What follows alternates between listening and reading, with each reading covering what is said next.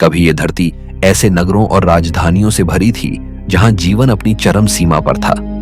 ऊंचे मंदिर, विशाल दुर्ग, चौड़ी गलियां और भीड़ से भरे बाजार इनकी पहचान थे।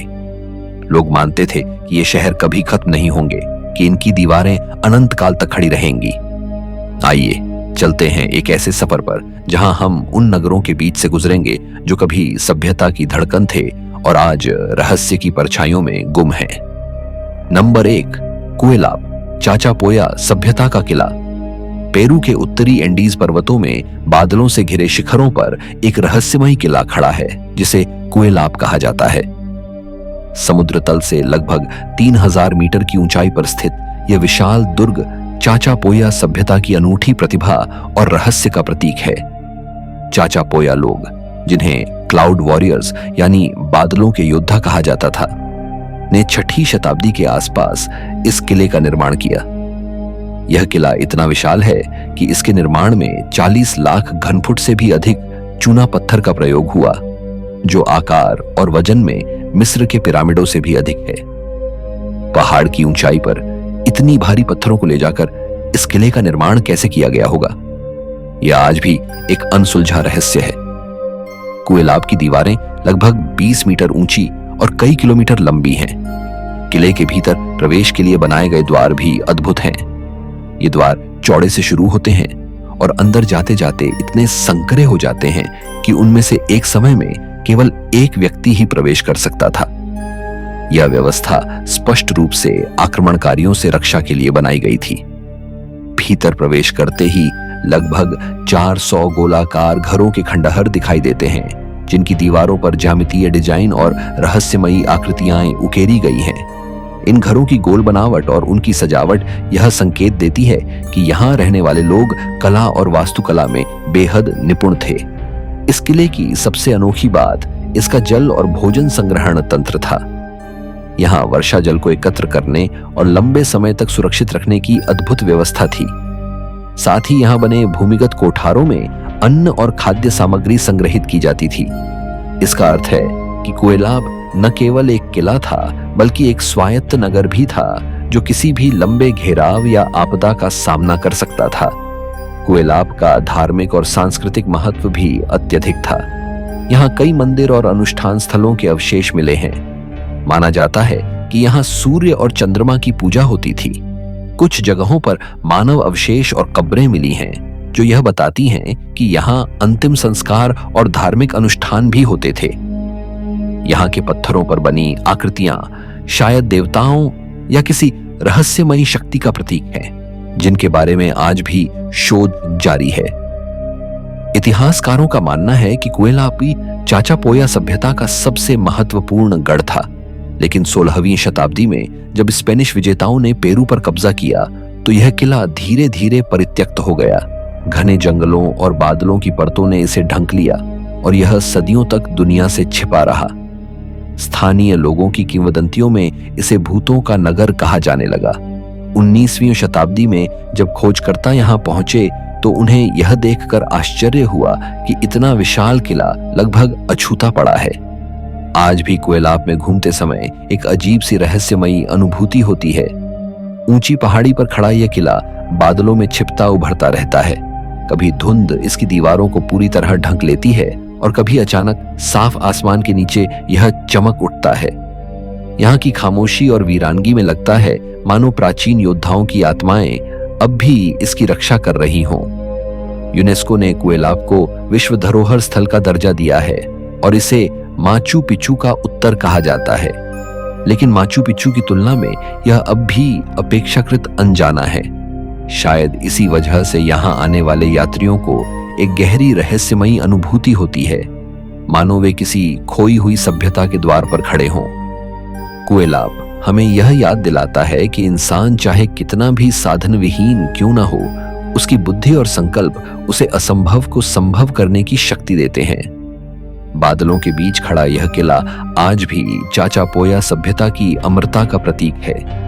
एक ऐसा रहस्यमय खंडहर जो समय की हर परीक्षा को झेलकर अब भी अपने भीतर अतीत के हजारों रहस्यों को समेटे खड़ा है। Number 2, Petra. लाल पत्थरों में छिपा नगर जॉर्डन की गहराइयों में बसे लाल बलुआ पत्थरों की घाटियों में छिपा है पेट्रा, जिसे दुनिया रोज रेड सिटी के नाम से जानती है। यह नगर इतना रहस्यमयी और भव्य है कि इसे प्राचीन विश्व के 7 आश्चर्यों में गिना जाता है। लगभग 4वीं शताब्दी ईसा पूर्व में नबातियन सभ्यता ने इस नगर का निर्माण किया। लेकिन पेट्रा कोई साधारण नगर नहीं था, बल्कि रेगिस्तान के बीच जीवन की सबसे अद्भुत मिसाल थी। यहाँ की संरचनाएं सीधे लाल चट्टानों को काटकर बनाई गई हैं। संकरी घाटी से जब कोई यात्री अंदर प्रवेश करता है तो अचानक सामने प्रकट होती है अल खजने यानी ट्रेजरी, एक ऐसा भव्य स्मारक जिसकी सुंदरता देखकर सांसें थम जाती हैं। इसकी दीवारों पर ग्रीक शैली की स्तंभनुमा नक्काशियां और विशाल द्वार यह साबित करते हैं कि नबातियन लोग कला और स्थापत्य में किसी भी प्राचीन सभ्यता से कम नहीं थे। पेट्रा केवल स्थापत्य का चमत्कार ही नहीं था, बल्कि यह व्यापार का भी बड़ा केंद्र था। अरबी प्रायद्वीप, मिस्र, रोम और भारत को जोड़ने वाला सिल्क रूट इसी नगर से गुजरता था। इस वजह से पेट्रा में हर संस्कृति और सभ्यता की छाप देखने को मिलती है। यहाँ बने रंग बिरंगे मकबरे, मंदिर और थिएटर बताते हैं कि यह नगर कभी कितनी समृद्धि और वैभव से भरा था। अनुमान है कि अपने चरम पर पेट्रा में 20,000 से अधिक लोग रहते थे। लेकिन पेट्रा का रहस्य उसकी अचानक हुई गुमनामी में छिपा है। 7वीं शताब्दी के आसपास यह नगर धीरे धीरे खाली हो गया और समय तथा प्रकृति ने इसे अपनी गिरफ्त में ले लिया। भूकंपों ने यहाँ की इमारतों को नुकसान पहुंचाया और व्यापार मार्ग बदल जाने से यह नगर उजड़ गया। सदियों तक यह स्थान दुनिया से ओझल रहा। स्थानीय बेडुइन जनजातियां इसे जानती थीं, लेकिन बाहरी दुनिया के लिए यह नगर मानो गायब हो गया था। फिर 1812 में स्विस यात्री जोहान लुडविग बर्खार्ट ने इसे पुनः खोज निकाला और तब से पेट्रा ने आधुनिक दुनिया का ध्यान खींचा। पेट्रा में सबसे रहस्यमय स्थल है मठ यानी एट देयर। यह संरचना इतनी विशाल है कि इसके सामने खड़े व्यक्ति को लगता है मानो वह किसी दैत्याकार द्वार के सामने खड़ा हो। इसके अलावा यहाँ सैकड़ों चट्टानों में बने मकबरे और कब्रें हैं, जिन्हें देखकर लगता है मानो पूरा नगर मृतकों की आत्माओं का घर हो। रात के अंधेरे में जब मोमबत्तियों की रोशनी में पेट्रा का मार्ग जगमगाता है तो यह अनुभव किसी दूसरी दुनिया जैसा लगता है। स्थानीय किंवदंतियों के अनुसार पेट्रा में अब भी छिपे हुए खजाने मौजूद हैं। अल खजने यानी ट्रेजरी का नाम ही इस विश्वास से पड़ा कि इसके भीतर नबातियन राजाओं का अथाह खजाना रखा गया है। हालांकि अब तक किसी को भी ऐसा खजाना नहीं मिला, लेकिन इसकी रहस्यमयी बनावट लोगों को यह सोचने पर मजबूर करती है कि शायद कहीं ना कहीं इस नगर की दीवारों के भीतर कोई गुप्त राज छिपा है। आज पेट्रा यूनेस्को की विश्व धरोहर सूची में शामिल है और जॉर्डन की पहचान बन चुका है। हर वर्ष लाखों पर्यटक यहाँ आते हैं, लेकिन जब कोई यात्री सीख नामक उस संकरी घाटी से गुजरते हुए पहली बार ट्रेजरी को देखता है तो उसके मन में जो रहस्यमयी रोमांच उठता है वह शब्दों में बयान नहीं किया जा सकता। यह अनुभव मानो किसी खोए हुए युग में प्रवेश करने जैसा है। पेट्रा हमें यह बताता है कि सभ्यताएं चाहे कितनी भी शक्तिशाली हों, वे समय की मार से नहीं बच पाती, लेकिन उनकी बनाई संरचनाएं पत्थरों में अमर होकर हमें उस बीते युग की कहानियां सुनाती रहती हैं। पेट्रा आज भी खड़ा है लाल पत्थरों की खामोशी में, मानो हमें याद दिला रहा हो कि रहस्य और वैभव हमेशा इतिहास का हिस्सा बने रहते हैं। नंबर 3, टिकाल, माया सभ्यता का गुप्त नगर। ग्वाटेमाला के घने जंगलों की गहराई में छिपा है टिकाल, माया सभ्यता का सबसे शक्तिशाली और रहस्यमयी नगर। ऊंचे ऊंचे पेड़ों और अनंत हरियाली के बीच जब अचानक विशाल पत्थर की पिरामिडें सिर उठाए खड़ी दिखती हैं तो लगता है जैसे समय ने इन्हें जानबूझकर अपनी गोद में छिपा रखा हो। 6ठी शताब्दी ईसा पूर्व से लेकर 9वीं शताब्दी ईसवी तक टिकाल माया साम्राज्य का सबसे बड़ा राजनीतिक, धार्मिक और सांस्कृतिक केंद्र रहा। यहाँ की गगनचुंबी संरचनाएं, विस्तृत चौक, मंदिर और महल इस बात का प्रमाण है कि माया लोग अपने समय में कितने उन्नत थे। टिकाल का सबसे बड़ा आकर्षण है इसके पिरामिड नुमा मंदिर। इनमें से टेम्पल 4 लगभग 70 मीटर ऊंचा है, जो प्राचीन अमेरिका की सबसे ऊंची संरचनाओं में से एक है। इन पिरामिडों के शीर्ष से आज भी जब सूर्योदय होता है तो पूरा जंगल सुनहरी रोशनी में नहाकर किसी स्वप्नलोक जैसा दिखता है। लेकिन ये मंदिर केवल स्थापत्य कला के उदाहरण नहीं थे, इन्हें खगोलीय गणनाओं के हिसाब से बनाया गया था। माया लोग तारों, ग्रहों और सूर्य की चाल को गहराई से समझते थे और टिकाल की संरचनाएं इस ज्ञान को दर्शाती हैं। 2018 में जब वैज्ञानिकों ने लिडार तकनीक का उपयोग करके इस क्षेत्र का अध्ययन किया तो उन्होंने पाया कि घने जंगलों के भीतर लगभग 60,000 छिपी हुई संरचनाएं मौजूद हैं। यह खोज साबित करती है कि टिकाल केवल एक नगर नहीं था बल्कि विशाल साम्राज्य का केंद्र था। यहाँ की सड़कों, घरों और जल प्रबंधन प्रणाली से पता चलता है कि माया लोग कितने कुशल शहरी योजनाकार थे। लेकिन जितनी उन्नत यह सभ्यता थी उतना ही रहस्यमयी इसका पतन है। 9वीं शताब्दी के आसपास टिकाल अचानक उजड़ गया। क्या इसका कारण भीषण सूखा था या फिर आंतरिक युद्ध और विद्रोह? कुछ इतिहासकारों का मानना है कि जनसंख्या इतनी बढ़ गई थी कि संसाधन कम पड़ गए, जबकि कुछ सिद्धांत यह कहते हैं कि माया लोग किसी अज्ञात शक्ति या बीमारी का शिकार हुए। लेकिन असली कारण आज तक रहस्य बना हुआ है। टिकाल की दीवारों और स्तंभों पर उकेरी गई चित्रलिपियां माया सभ्यता की गवाही देती हैं। इनमें राजाओं, युद्धों और धार्मिक अनुष्ठानों का उल्लेख है, लेकिन इस लेखन को पूरी तरह समझ पाना आज भी आसान नहीं। माया सभ्यता के पतन के साथ ही इनके रहस्य भी समय की गहराइयों में दब गए। स्थानीय किंवदंतियों में कहा जाता है कि टिकाल की गहराई में अब भी गुप्त मार्ग और खजाने छिपे हैं। कुछ यात्री दावा करते हैं कि यहाँ रात के समय अजीब आवाजें सुनाई देती हैं, मानो जंगल की खामोशी में कोई अनदेखी शक्ति बोल रही हो। आज टिकाल यूनेस्को की विश्व धरोहर सूची में शामिल है और लाखों लोग इसे देखने आते हैं। लेकिन जब कोई यात्री इन खंडहरों के बीच खड़ा होता है तो उसके मन में केवल एक ही प्रश्न उठता है, इतनी महान सभ्यता अचानक कैसे मिट गई?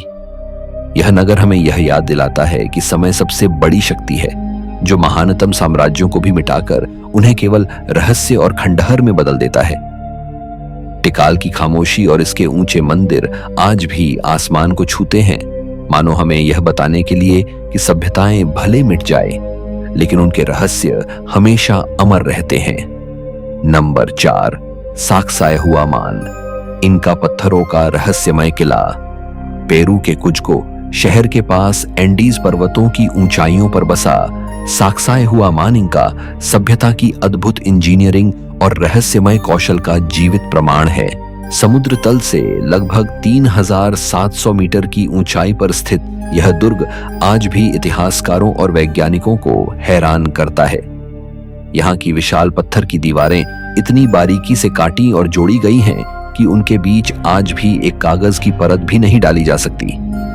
इन पत्थरों का आकार और वजन किसी चमत्कार से कम नहीं है। कुछ पत्थर 200 टन से भी अधिक भारी हैं और यह रहस्य आज तक अनसुलझा है कि इनका लोग बिना पहिए और लोहे के औजारों के इन्हें कैसे ढोकर इतनी ऊंचाई तक ले आए। साक्सायहुआमान की दीवारें 3 स्तरों में बनी हैं और इन्हें इस तरह जिग-जैग पैटर्न में व्यवस्थित किया गया है कि वे किसी भी भूकंप का सामना कर सकें। माना जाता है कि यह पैटर्न बिजली का प्रतीक था, जो इंका धर्म में पवित्र माना जाता था, लेकिन साथ ही इसका व्यावहारिक महत्व भी था, क्योंकि इस डिजाइन ने दीवारों को मजबूत और लचीला बनाया। दीवारों की मजबूती का अंदाजा इस बात से लगाया जा सकता है कि सैकड़ों सालों बाद भी ये दीवारें लगभग वैसी ही खड़ी हैं जैसी प्राचीन काल में थीं। इतिहास में साक्सायहुआमान केवल एक दुर्ग नहीं था, बल्कि एक धार्मिक और राजनीतिक केंद्र भी था। यहाँ विशाल चौक थे जहाँ उत्सव और धार्मिक अनुष्ठान होते थे। इनका लोग यहाँ पर सूर्य देवता की पूजा करते थे और बड़े समारोहों का आयोजन किया जाता था। यहाँ बने द्वार और मंदिर बताते हैं कि यह स्थान इनका साम्राज्य 16वीं शताब्दी में जब स्पेनिश विजेताओं ने कुज्को पर कब्जा किया तो उन्होंने साक्सायहुआमान की दीवारों को तोड़ना शुरू कर दिया और पत्थरों का उपयोग अपने भवनों में किया। इसके बावजूद वे सबसे बड़े पत्थरों को कभी नहीं हिला पाए। आज भी वे पत्थर वहीं खड़े हैं, मानो समय और विनाश दोनों को चुनौती दे रहे हों। स्थानीय किंवदंतियों में कहा जाता है कि साक्सायाहुआमान का निर्माण केवल मनुष्यों ने नहीं किया बल्कि देवताओं की सहायता से हुआ। कुछ लोग मानते हैं कि यह स्थल ऊर्जा का केंद्र है और इसकी दीवारों में अब भी रहस्यमयी शक्ति समाई हुई है। रात के समय यहाँ घूमने वाले यात्रियों ने अक्सर अजीब सी आहटें और असामान्य अनुभव होने की बातें कही हैं। आधुनिक वैज्ञानिकों ने भी कई बार अध्ययन किया है कि इतने विशाल पत्थरों को बिना किसी आधुनिक तकनीक के कैसे काटा, उठाया और जोड़ा गया। पत्थरों की सतह इतनी सपाट और सटीक है कि लगता है मानो किसी मशीन ने उन्हें तराशा हो। कुछ शोधकर्ताओं ने यह तक अनुमान लगाया है कि इनका लोग किसी ऐसे तकनीक या ज्ञान के मालिक थे जो आज की दुनिया के लिए अब भी अज्ञात है। 1983 में यूनेस्को ने साक्सायाहुआमान और कुज्को शहर को विश्व धरोहर घोषित किया। आज यह स्थान न केवल ऐतिहासिक महत्व रखता है बल्कि पेरू की संस्कृति और पहचान का भी प्रतीक है। हर वर्ष यहाँ इंटी रायमी नामक सूर्य उत्सव मनाया जाता है जिसमें हजारों लोग इकट्ठा होते हैं और प्राचीन परंपराओं को जीवंत किया जाता है। साक्सायाहुआमान हमें यह याद दिलाता है कि अतीत की सभ्यताएं केवल साधारण उपकरणों से भी असाधारण चमत्कार कर सकती थीं।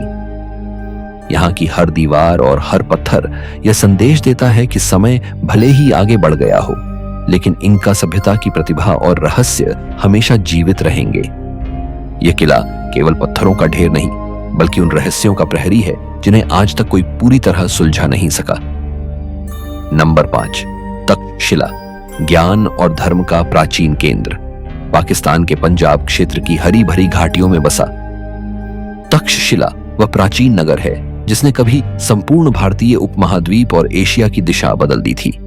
6ठी शताब्दी ईसा पूर्व से लेकर 5वीं शताब्दी ईस्वी तक तक्षशिला केवल एक नगर नहीं बल्कि शिक्षा, संस्कृति और धर्म का अद्वितीय केंद्र था। यहाँ की खामोश खंडहरों में आज भी उस युग की गूंज सुनाई देती है जब हजारों विद्यार्थी दूर दूर से यहाँ ज्ञान अर्जित करने आते थे। गंगा घाटी से लेकर मध्य एशिया तक के लोग यहाँ पढ़ने आते थे और यही कारण है कि तक्षशिला को दुनिया के सबसे पहले विश्वविद्यालयों में गिना जाता है। तक्षशिला की सबसे बड़ी विशेषता इसका शैक्षिक महत्व था। यहाँ लगभग 10,000 विद्यार्थी और 2,000 आचार्य एक साथ रहते और पढ़ाई करते थे। धर्म, दर्शन, गणित, चिकित्सा, राजनीति और शिल्पकला जैसे विषयों का अध्ययन कराया जाता था। आयुर्वेदाचार्य चरक और राजनीति शास्त्र के महान ज्ञाता चाणक्य ने भी यहीं शिक्षा प्राप्त की थी। यह नगर शिक्षा और बौद्धिक विकास का ऐसा केंद्र था जिसने एशिया की सभ्यताओं को गहराई से प्रभावित किया। नगर की संरचना भी अद्भुत थी। यहाँ भव्य मठ, स्तूप और शिक्षण केंद्र बने थे। धर्मराज का स्तूप और ज्वालियन मठ इसके प्रमुख उदाहरण हैं। पत्थरों पर बनी मूर्तियां और दीवारों पर उकेरी गई आकृतियां यह बताती हैं कि यहाँ बौद्ध धर्म का कितना गहरा प्रभाव था। साथ ही तक्षशिला का स्थान प्राचीन रेशम मार्ग के किनारे होने के कारण यह व्यापार और सांस्कृतिक आदान प्रदान का भी केंद्र बन गया। यहाँ ग्रीक, फारसी और भारतीय संस्कृतियों का संगम हुआ जो इसकी कला और स्थापत्य में स्पष्ट दिखाई देता है। लेकिन तक्षशिला का रहस्य केवल इसके उत्थान में नहीं बल्कि इसके पतन में भी छिपा है। 326 ईसा पूर्व में सिकंदर ने यहाँ आक्रमण किया और यह नगर उसकी विजय यात्रा का हिस्सा बन गया। इसके बाद कई साम्राज्यों ने इसे अपने अधीन किया। हर साम्राज्य ने इसे पुनर्जीवित करने की कोशिश की, लेकिन समय समय पर हुए आक्रमणों और प्राकृतिक आपदाओं ने इसे धीरे धीरे कमजोर कर दिया। 5वीं शताब्दी में हूणों के हमले ने इसे पूरी तरह नष्ट कर दिया और यह नगर हमेशा के लिए वीरान हो गया। तक्षशिला के खंडहरों में आज भी घूमते हुए लगता है जैसे यहाँ की मिट्टी ज्ञान की खुशबू बिखेर रही हो। टूटी हुई ईंटें और ध्वस्त स्तूप हमें यह याद दिलाते हैं कि कभी यहाँ शांति और अध्ययन का वातावरण गूंजता था। स्थानीय कथाओं के अनुसार इस नगर में बने कुछ गुप्त मार्ग और सुरंगें अब भी अज्ञात रहस्यों को समेटे हैं। कई लोग मानते हैं कि यहाँ बौद्ध धर्म ग्रंथ और प्राचीन शास्त्र अभी भी कहीं छिपे हो सकते हैं। तक्षशिला को 1980 में यूनेस्को ने विश्व धरोहर घोषित किया। आज यहाँ आने वाले पर्यटक केवल खंडहर नहीं देखते, बल्कि उस युग की आत्मा को महसूस करते हैं जब शिक्षा ही सबसे बड़ी शक्ति थी। यह नगर हमें यह सिखाता है कि सभ्यता का वास्तविक वैभव केवल महलों और किलों में नहीं, बल्कि ज्ञान और संस्कृति में है। तक्षशिला का नाम लेते ही यह एहसास होता है कि भले ही नगर उजड़ जाए, लेकिन ज्ञान की ज्योति कभी बुझती नहीं। यह प्राचीन नगर आज भी हमें याद दिलाता है कि शिक्षा और संस्कृति ही वह धरोहर हैं जो समय की हर आंधी और हर आक्रमण को झेलकर भी आने वाली पीढ़ियों को प्रकाश देती रहती हैं। नंबर 6, नाज़का लाइंस, रेगिस्तान की रहस्यमयी रेखाएं। पेरू के दक्षिणी रेगिस्तान में फैला नाज़का क्षेत्र मानव इतिहास की सबसे विचित्र और रहस्यमयी कृतियों में से एक को अपने भीतर छुपाए हुए है।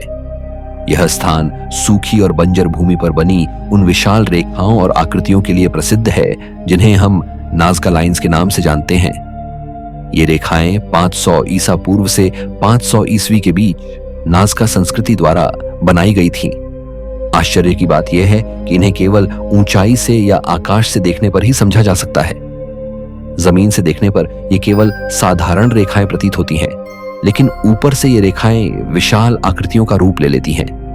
कभी पक्षी, कभी बंदर, कभी मछली और कभी रहस्यमयी ज्यामितीय डिजाइन। इनमें से कुछ आकृतियां 370 मीटर तक लंबी हैं, यानी 3 फुटबॉल मैदानों से भी बड़ी।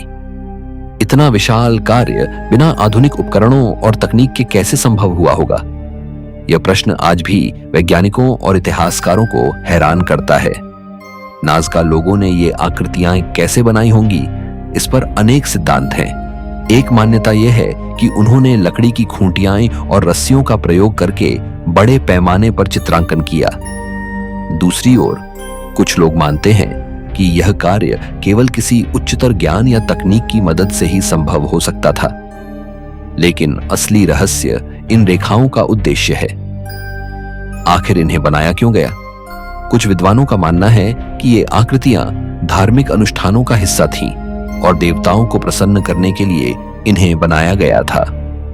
कुछ सिद्धांत यह कहते हैं कि ये रेखाएं खगोलीय मानचित्र हैं, जिनका उपयोग आकाशीय पिंडों की गति को समझने और ऋतुओं का पूर्वानुमान लगाने के लिए किया जाता था।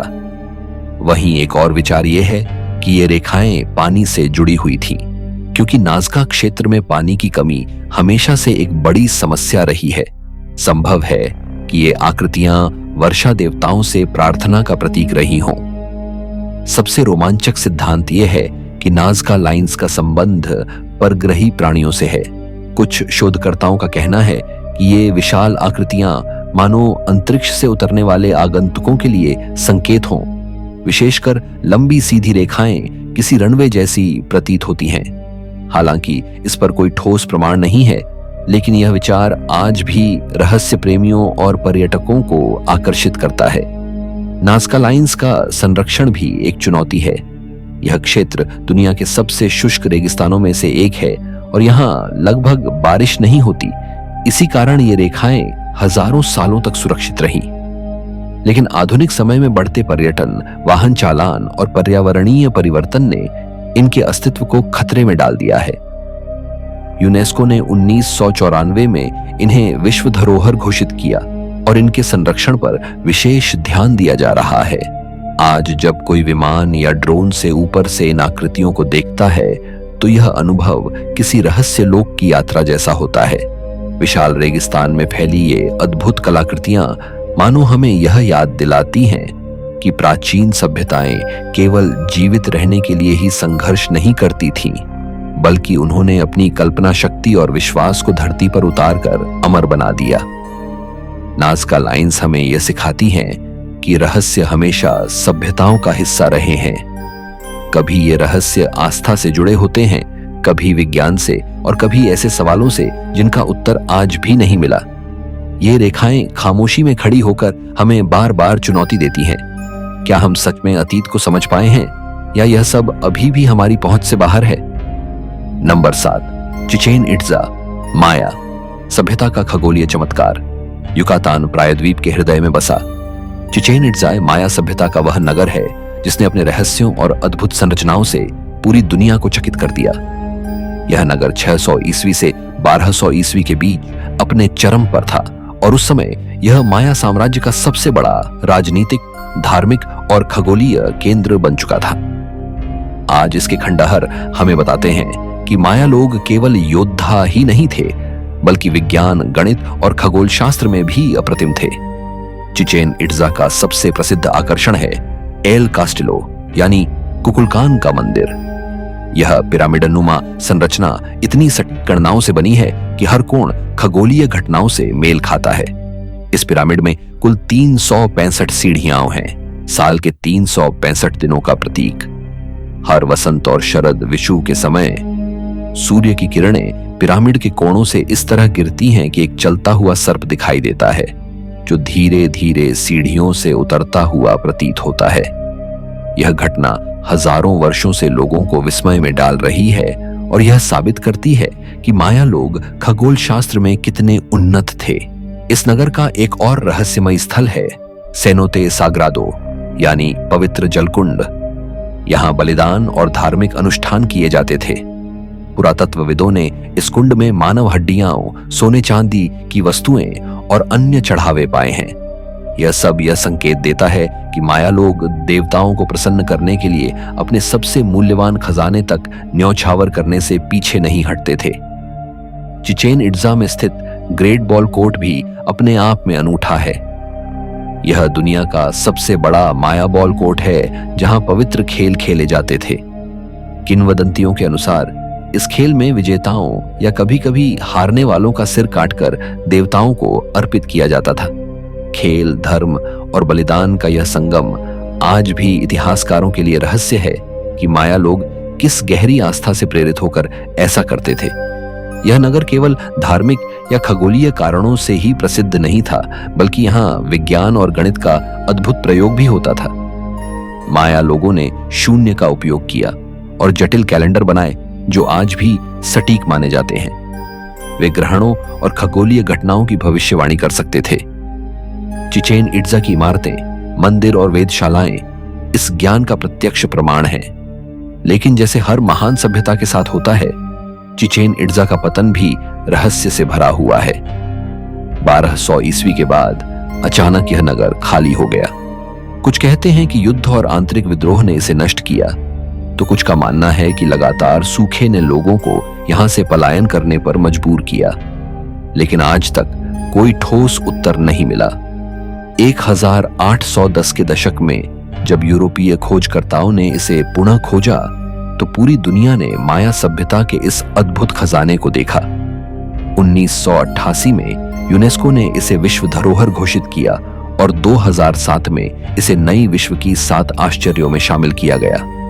आज जब कोई यात्री चिचेन इट्जा के पिरामिडों और मंदिरों के बीच खड़ा होता है, तो उसे केवल खंडहर नहीं दिखते, बल्कि ऐसा लगता है जैसे समय थम गया हो। हवा की हल्की सरसराहट में प्राचीन मंत्रों की गूंज सुनाई देती है और सूर्य की किरणों में देवताओं की छाया दिखाई देती है। चिचेन इट्जा केवल एक प्राचीन नगर नहीं, बल्कि यह उस अद्भुत ज्ञान और आस्था का प्रतीक है जिसने माया सभ्यता को अमर बना दिया। नंबर 8, हम्पी, विजयनगर। साम्राज्य का पत्थरों में बसा स्वप्न कर्नाटक की तुंगभद्रा नदी के किनारे फैला। हम्पी केवल खंडहरों का शहर नहीं, बल्कि एक ऐसा 14वीं शताब्दी में स्थापित विजयनगर साम्राज्य की राजधानी। हम्पी कभी दक्षिण भारत की सबसे समृद्ध और भव्य नगरी थी।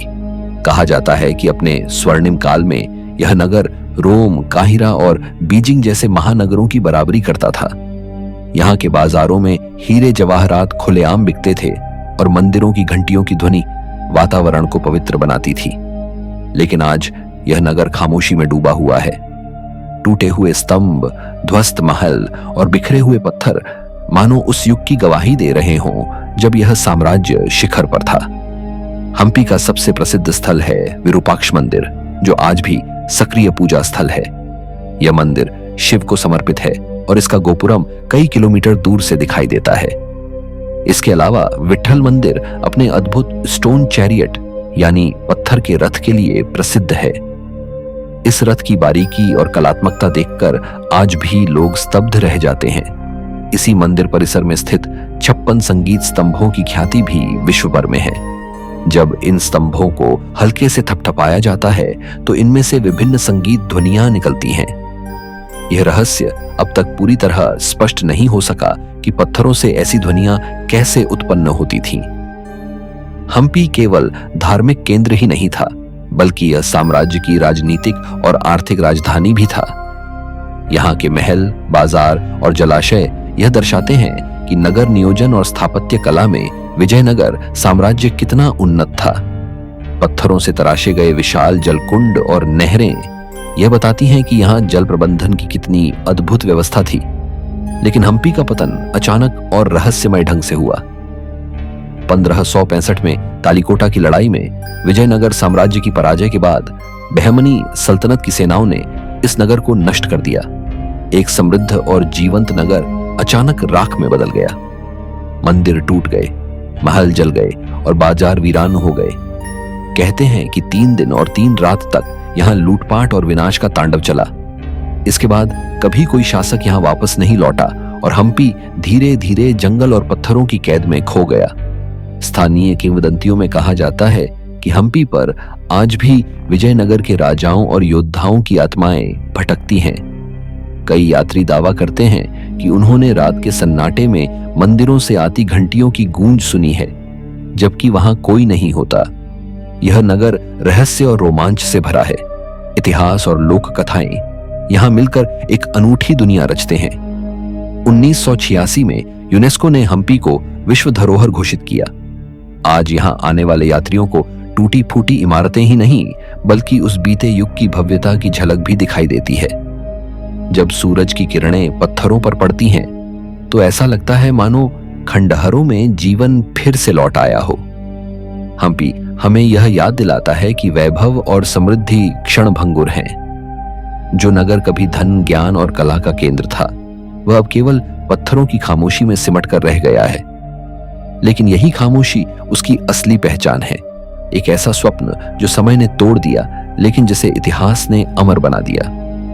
नंबर 9, एडफू का मंदिर, मिस्र का संरक्षित रहस्य। नील नदी के पश्चिमी तट पर स्थित एडफू का मंदिर प्राचीन मिस्र की धार्मिक धरोहर का सबसे संरक्षित उदाहरण है। यह मंदिर सूर्य देवता हॉरस को समर्पित है और इसका निर्माण टोलेमिक वंश के काल में 3री से 1ली शताब्दी ईसा पूर्व के बीच हुआ। 57 ईसा पूर्व में पूरा हुआ। यह मंदिर लगभग 2000 साल पुराना है, लेकिन इसकी दीवारें और मूर्तियां आज भी इतनी जीवंत हैं कि मानो कल ही तराशी गई हों। एडफू मंदिर का विशाल प्रवेश द्वार इसकी सबसे अनूठी विशेषता है। 36 मीटर ऊंचे इस द्वार पर हॉरस की विशाल प्रतिमाएं खड़ी हैं, जो आने वाले हर यात्री का स्वागत करती हैं। अंदर प्रवेश करने पर लंबी गलियां और विशाल स्तंभों से सजी हुई सभा स्थल दिखाई देती है। दीवारों और स्तंभों पर बने चित्र और शिलालेख न केवल धार्मिक कथाएं बताते हैं, बल्कि हमें उस युग के जीवन और संस्कृति की झलक भी देते हैं। इस मंदिर की सबसे खास बात है यहाँ अंकित धार्मिक ग्रंथ और अनुष्ठानों का विवरण। ये शिलालेख मिस्र के प्राचीन धर्म, देवी देवताओं और पूजा पद्धतियों के बारे में अनमोल जानकारी प्रदान करते हैं। यहाँ बने चित्र बताते हैं कि कैसे देवता और फराओ एक साथ अनुष्ठानों में भाग लेते थे। यह केवल पूजा का स्थान नहीं था, बल्कि एक जीवंत सांस्कृतिक और धार्मिक केंद्र था। एडफू का मंदिर इतना विशाल है कि इसमें कई आंगन, पूजा स्थल और भंडार गृह बने हैं। मंदिर का मुख्य गर्भगृह वह स्थान है जहां हॉरस की मूर्ति स्थापित की जाती थी और केवल पुजारियों को ही वहां प्रवेश की अनुमति थी। यह क्षेत्र रहस्य और पवित्रता का केंद्र माना जाता था। इतिहासकार मानते हैं कि इस मंदिर के निर्माण में 180 से अधिक वर्ष लगे। उस समय उपलब्ध साधारण उपकरणों से इतने भव्य और सटीक पत्थर काटकर खड़ा करना आज भी एक रहस्य है। कैसे उन्होंने इतने भारी पत्थरों को उठाकर इस तरह व्यवस्थित किया होगा, यह प्रश्न आज भी वैज्ञानिकों को उलझाता है। स्थानीय किंवदंतियों में कहा जाता है कि यह मंदिर केवल देवताओं की पूजा का स्थल नहीं था, बल्कि यहाँ गुप्त ज्ञान भी सहेजा गया था। कुछ लोग मानते हैं कि इसकी दीवारों में अंकित चित्र केवल धार्मिक नहीं, बल्कि खगोलीय और वैज्ञानिक रहस्यों से जुड़े हुए हैं। आज एडफू मंदिर मिस्र के सबसे लोकप्रिय पर्यटन स्थलों में गिना जाता है। यहाँ आने वाले लोग केवल इतिहास नहीं देखते बल्कि एक अद्भुत आध्यात्मिक अनुभव महसूस करते हैं। जब कोई यात्री विशाल स्तंभों के बीच खड़ा होता है तो उसे लगता है मानो वह हजारों साल पीछे जाकर किसी प्राचीन समारोह का हिस्सा बन गया हो। एडफू का मंदिर हमें यह याद दिलाता है कि सभ्यताएं भले ही मिट जाए, लेकिन उनके विश्वास और कला पत्थरों में अमर हो जाते हैं। यह मंदिर प्राचीन मिस्र की महानता और उसके रहस्यों का सजीव साक्ष्य है, जो आज भी हमें अतीत की ओर झांकने और प्रश्न करने के लिए प्रेरित करता है। नंबर 10, मोहनजोदड़ो, मृतकों का टीला। सिंधु घाटी की गोद में बसा मोहनजोदड़ो, जिसका अर्थ है मृतकों का टीला, मानव सभ्यता के सबसे प्राचीन और रहस्यमयी नगरों में से एक है। लगभग 2500 ईसा पूर्व का यह नगर आज हमें यह बताता है कि हजारों साल पहले भी इंसान कितनी उन्नत सोच और तकनीक का मालिक था। मोहनजोदड़ो अपने समय का इतना सुव्यवस्थित नगर था कि आधुनिक शहर भी इसकी बराबरी करने में पीछे रह जाते हैं। यहाँ की चौड़ी सड़कें, ईंटों से बने मकान, अनाज भंडारण के विशाल गोदाम और सबसे अद्भुत इसकी जल निकासी प्रणाली यह साबित करती है कि उस युग में लोग नगर नियोजन और स्वच्छता के कितने बड़े जानकार थे। मोहनजोदड़ो का सबसे प्रसिद्ध स्थल है ग्रेट बाथ, यानी महान स्नानागार। यह विशाल जलकुंड ईंटों से बना हुआ था और इसमें जलरोधी परत चढ़ाई गई थी। माना जाता है कि इसका उपयोग केवल स्नान के लिए नहीं बल्कि धार्मिक अनुष्ठानों के लिए किया जाता था। इसके अलावा यहाँ से अनेक मकान मिले हैं जिनमें नालियां और स्नान घर बने थे। यह सब देखकर लगता है कि यहाँ रहने वाले लोग स्वच्छता और स्वास्थ्य को कितना महत्व देते थे। लेकिन मोहनजोदड़ो का सबसे बड़ा रहस्य है इसका अचानक पतन। इतने उन्नत नगर का जीवन एकदम से क्यों थम गया? कुछ इतिहासकार मानते हैं कि नदियों के मार्ग बदल जाने और जलवायु परिवर्तन के कारण कृषि व्यवस्था ध्वस्त हो गई। कुछ का मानना है कि बाहरी आक्रमणकारियों ने इसे नष्ट कर दिया। वहीं कुछ सिद्धांत यह भी कहते हैं कि कोई भयानक महामारी यहाँ फैली जिसने नगर को खाली करवा दिया। मोहनजोदड़ो से मिली मुहरें और मूर्तियां भी अपने आप में रहस्य हैं। इन पर अंकित सिंधु लिपि आज तक पूरी तरह पढ़ी नहीं जा सकी है। यह लिपि हमें यह सोचने पर मजबूर करती है कि आखिर इन लोगों के विचार, धर्म और समाज की संरचना कैसी रही होगी। यहां से मिली नृत्य करती हुई कन्या की कांस्य प्रतिमा और पुरोहित राजा की मूर्ति इस सभ्यता की कला और सौंदर्य बोध का प्रमाण है। स्थानीय किंवदंतियों में कहा जाता है कि मोहनजोदड़ो का विनाश किसी प्राकृतिक आपदा से नहीं बल्कि किसी रहस्यमयी शक्ति से हुआ। कुछ लोग यहाँ पाए गए कंकालों की स्थिति देखकर यह मानते हैं कि यह नगर किसी अज्ञात विस्फोट या ऊर्जा से नष्ट हुआ। वैज्ञानिकों ने भी पाया कि कुछ कंकालों में विकिरण के चिन्ह मौजूद हैं। हालांकि यह दावा अब भी विवादित है, लेकिन यह मोहनजोदड़ो को और भी रहस्यमयी बना देता है। आज मोहनजोदड़ो यूनेस्को की विश्व धरोहर है और यहाँ हर साल हजारों पर्यटक आते हैं। लेकिन यहाँ खड़े होकर जब कोई इन खंडहरों को देखता है तो उसके मन में यह प्रश्न अवश्य उठता है, इतनी महान सभ्यता अचानक क्यों गायब हो गई? क्या हम कभी इसके रहस्य को पूरी तरह जान पाएंगे? मोहनजोदड़ो की खामोशी आज भी अतीत की गूंज है, जो हमें याद दिलाती है कि सभ्यताएं अमर नहीं, लेकिन उनके रहस्य हमेशा जीवित रहते हैं। तो दोस्तों, ये थे वो नगर जो कभी दुनिया की पहचान थे, मगर अब सिर्फ खामोश गवाही देते खंडहर हैं। इनकी दीवारों पर उकेरे गए निशान, अधूरे मंदिर, बिखरी मूर्तियां और रेत में दबे रास्ते हमें बार बार ये एहसास कराते हैं कि इंसान चाहे जितना महान क्यों न बने, समय और प्रकृति के सामने उसकी सत्ता क्षणभंगुर है। लेकिन रहस्य यही है कि क्या ये नगर सचमुच हमेशा के लिए खत्म हो चुके हैं या अब भी इनके नीचे कोई अनकहा राज सो रहा है? हो सकता है आने वाले समय में नई खोजें हमें और चौंकाए। हो सकता है कुछ सवालों के जवाब मिल जाए, मगर तब तक ये खोए हुए नगर हमें हैरत और जिज्ञासा से भरते रहेंगे। अगले सफर में फिर मिलेंगे एक और अद्भुत रहस्य के साथ।